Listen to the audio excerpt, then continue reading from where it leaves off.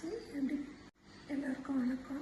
இன்றைக்கி நான் வாழைப்பூவில் வச்சு எப்படி 3 கப் தண்ணி விடுங்க. 1 2 3 கப் தண்ணி. நம்ம எடுத்து வச்சு அரிசி பருப்பு நல்லா கழுவிட்டு அது கூட ஒரே ஒரு பச்சை மிளகாய் போட்டு தண்ணி கொதிக்கும். அப்படியே அரிசி பருப்பை போட்டுருந்தோம். அது தேவையான அளவு உப்பு, அதுக்கப்புறம் கொஞ்சம் ஒரு சிட்டிகை பெருங்காயம் போட்டு வேக வச்சோம்னா நல்லா வாசமாக இருக்கும். ஒரு துண்டு இஞ்சி நம்ம கட் பண்ணி வச்சோம்னா அந்த இஞ்சியில் கொஞ்சம் அதையும் போட்டு அப்படியே கொதிக்க வைக்கணும். கொதிக்கணும் அரிசி பருப்பை போட்டு நம்ம இந்த தண்ணி சூடாக்கியே ஒரு ஸ்பூன் நெய் விட்டோம்னா நல்லா பொங்கல் வாசமாக நல்லாயிருக்கும். தண்ணி கொதிக்க ஆரம்பிச்ச பிறகு நம்ம கழுவி வச்சு அரிசியும் பருப்பையும் நல்லா குக்கரில் போட்டுட்டு ஒரு குக்கர் மூடிட்டு ஒரு 3 வருஷம் வரைக்கும் வச்சுட்டு அதுக்கப்புறம் பொங்கல் எப்படி வந்துட்டு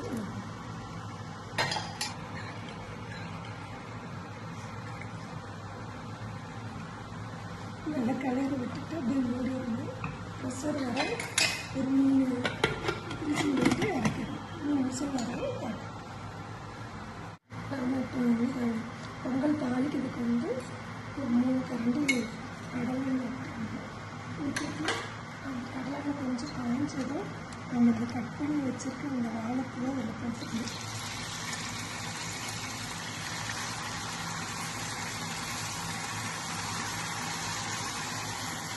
வாழைப்பூ வச்சுட்டு கொஞ்சம் நேரம் அப்படி கிண்டிக்கிட்டே இருக்கணும். அப்போ அது வந்து சூட்டு கொஞ்சம் நல்லா வெந்ததுக்கப்புறம் நம்ம வந்து நல்லா அப்படி கிண்ட அது வாழைப்பூ நல்லா வெந்துடும்.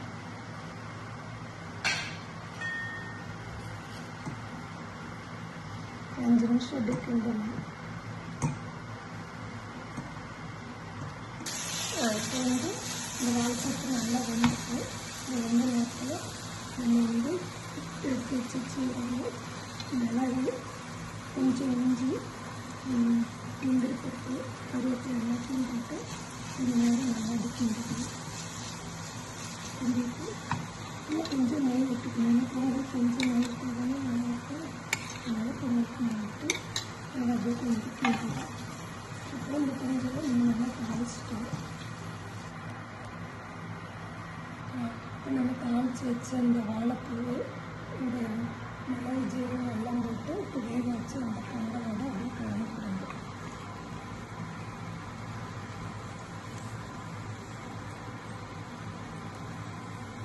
இப்போ கலந்துட்டு நம்ம அடுத்து ஒரு நிமிஷம் வச்சு அப்படி கிண்டி விட்டுட்டோம்னா இந்த வாழைப்பூ, இந்த மிளகு, ஜீரகம் எல்லாமே ஒன்றா கலந்து ஒரு பொங்கல் பழத்துக்கு வந்துடும்.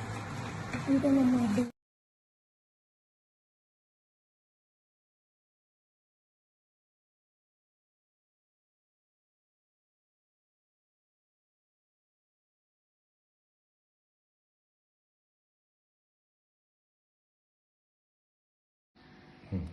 அனைவருக்கும் வணக்கம்.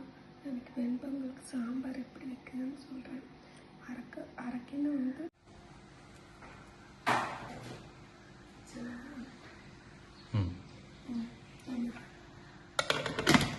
குக்கர் வச்சு மூடிட்டோம்.